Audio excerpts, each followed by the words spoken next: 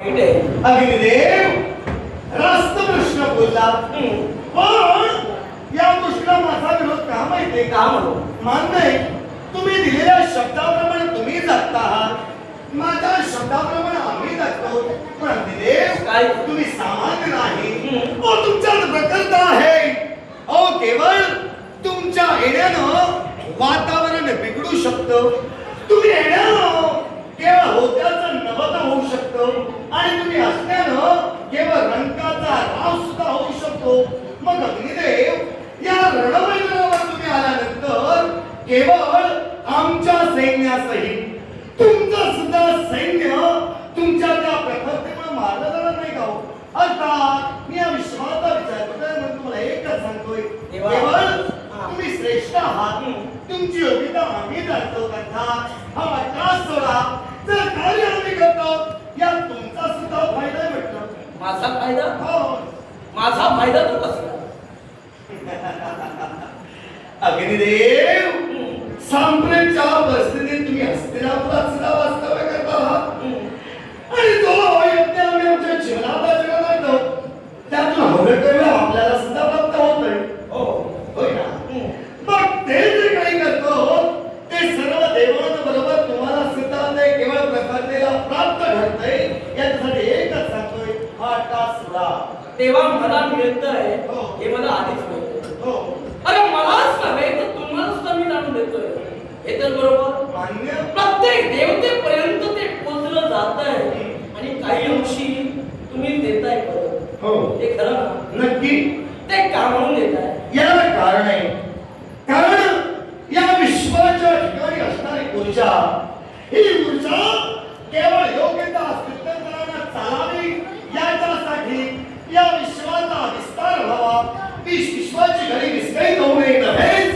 तर केवळ जे हव्य गव्य आमच्यासाठी दिलं जाते देव देवतांसाठी दिलं जाते यात प्राधान्य तुम्हाला होईल म्हणून त्यातलं काहीसा भाग हा तुम्हाला मिळतो म्हणून तुम्ही देऊ लागला कारण ब्रह्मदेवाने मला शब्द दिला त्या शब्दाखातर कारण काही क्षण वेळासाठी मी सारं काही काम बंद ठेवलंय त्याच वेळी ब्रह्मदेवाने मला वचन दिलं तुमचं कर्तव्य चालू तुम्ही ठेवा कर्तव्यात कोणत्या प्रकारची बाधा येणार नाही नापेक्षा प्रत्येक देवतेला दिला जाणारा आविर्भाव त्यातील काही अंशी एक भाग हा अग्निदेवाला दिला जाईल अगदी खरं आणि तोच घेण्यासाठी माझं कर्तव्य ब्रह्मदेवाकडे मी चालू ठेवलं अर्थात तुम्ही जो हैवेजन्म आरंभ केला त्यासाठी मी हस्तिनापुरात आलो सुद्धा तेव्हा मी आल्या पहिल्यांदा तुला विचारलं काय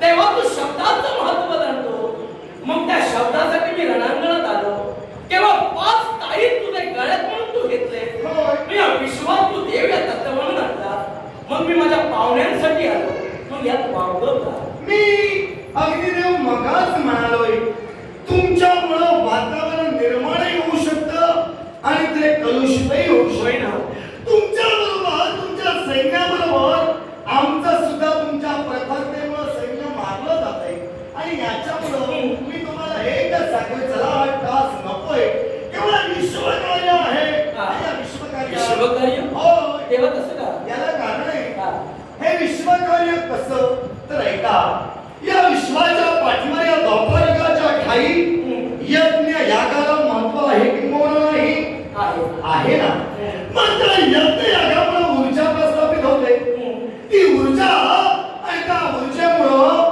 पर्जन्य निर्माण होतो पर्जन्य निर्माण झाल्यामुळं अन्न निर्माण होतं आणि त्याच्यामुळे विश्व चालतं बरोबर मग ते जर का नसेल ते विश्वकार्य कसं आहे म्हणून तुम्ही विश्वकार्य म्हणाला देवा या विश्वातील प्रत्येक घटकासाठी अगदी योग्य तुम्ही म्हणालात नाही म्हणत नाही मग मला सांगा इंद्र भानसाठी देवराज इंद्र आपल्या भक्तासाठी येऊ शकतात नक्की शंभू महादेव तुमच्या हवेत यज्ञात हस्तक्षेप करू शकतात गणपती गजानन हस्तक्षेप करू शकतात देवा एवढंच कशाला तुझं पूर्ण स्वरूप म्हणजे वैकुंठीचा नारायण याच्याशी तू वाद घातला हे तर खरं मग तेच तर इथे येऊ शकता तर मी तो आलो तो विचार करूनच आलोय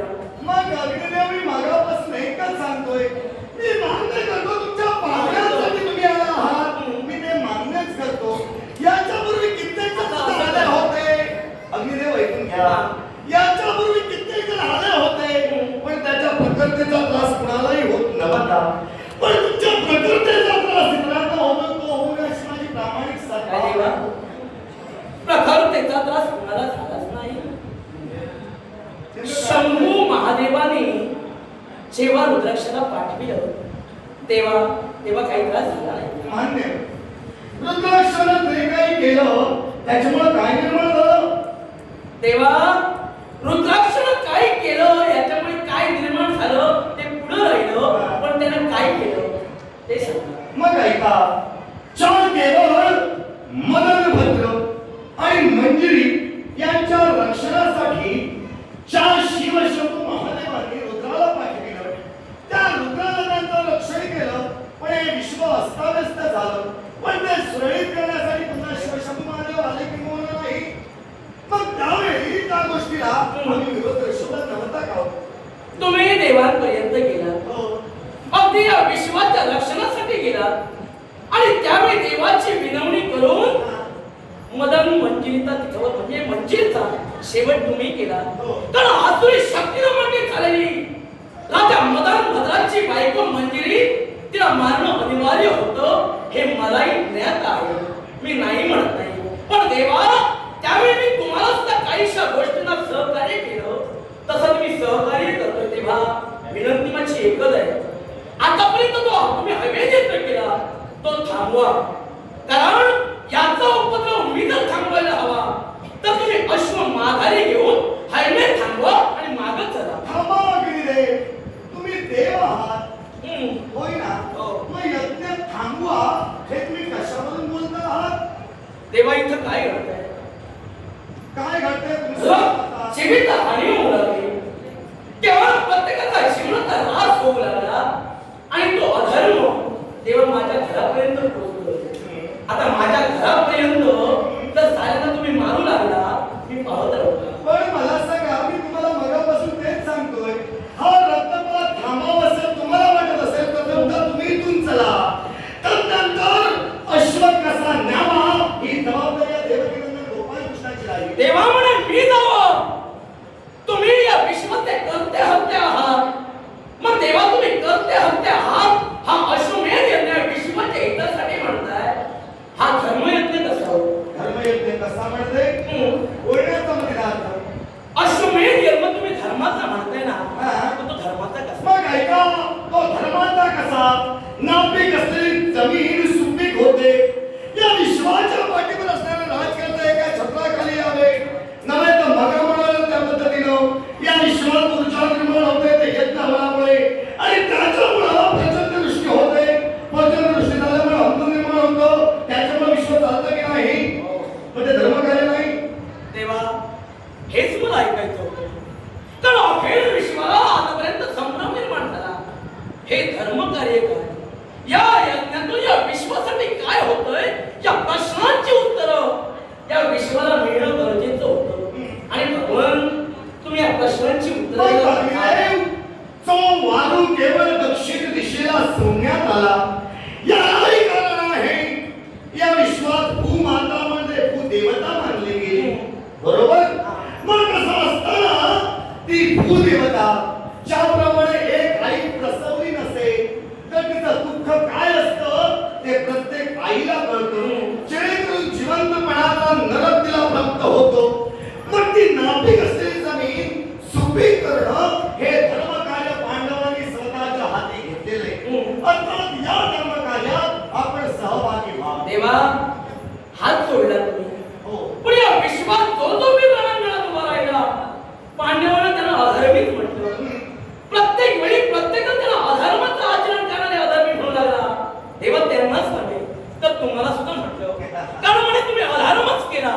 पण देवा या विश्वासाठी तुम्ही काय केलं हे मला ज्ञात आहे. आणि या विश्वाला कळायला हवं म्हणून काही प्रश्न तुमच्या समोर मांडले. देव तू सुद्धा आहेस, मी सुद्धा आहे. आता तुझ्या सहित अखिल पांडवांना मी एकच शिकवलंय, दुर्जनम प्रथम वंदे तदनंतरम सज्जनम. तर का सज्जनाला नंतर नमस्कार केला सज्जन समजू शकतो, पण दुर्जनाला पहिल्यांदा नमस्कार करणं गरजेचं आहे. बरोबर. त्यापेक्षा त्याची बुद्धिमत्ता घोड्याच्या पुढे धावत असते. अगदी बरोबर. दुर्जनम प्रथम वंदे तदनंतरम सज्जनम. आम्ही रे तुला सुद्धा माहित आहे, अरे धर्म जाई आणि कृष्ण तिथं जाई. यथो धर्म तथो जया, यथो कृष्ण तथो विजया. अर्थात पांडवांचं रक्षण करीनच करीन आणि या धर्म कार्यात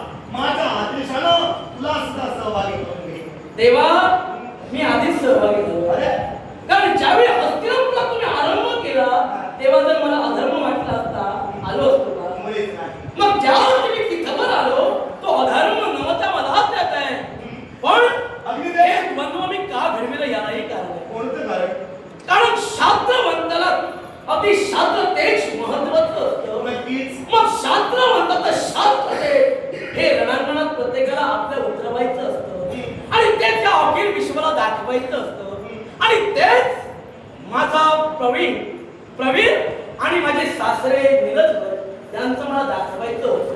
म्हणून देवा तुमची अनुज्ञा नसताना सुद्धा मी इथं आलो आणि प्रत्यक्ष दृष्टीला घडविलं. तेव्हा हे धर्मकार्य मी जाणतोय, हे धर्मकार्य मी जाणतोय. म्हणून आता मी एकच सांगेन, हे धर्मकार्यात मी कधी मध्ये येणार नाही. मग या धर्मकार्यात तुम्ही सहभागी व्हा आणि मी तर एकच म्हणेन, पांडव हे धर्माचेच आहे आणि ते धर्मानंच वागणारे आहे. होय, पांडव अधर्मानं केव्हाही वागले नाही आणि याच्यावर वागणार सुद्धा नाही. तुझा शब्द जगाला माहित आहे. नक्कीच धर्म तिथं आणि कृष्ण तिथं विजय. 18 दिवसाच्या महाभारत युद्धात हे जिंकले, आता धर्म जिंकला.